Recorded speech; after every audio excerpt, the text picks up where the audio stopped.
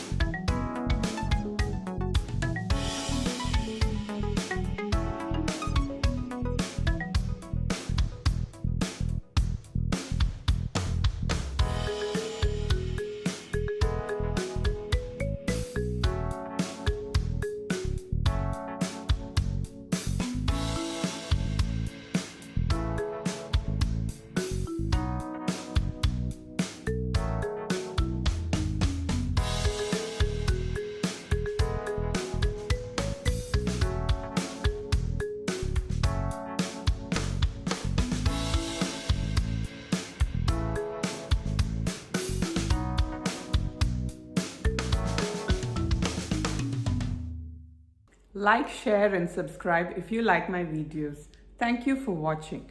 Bye bye.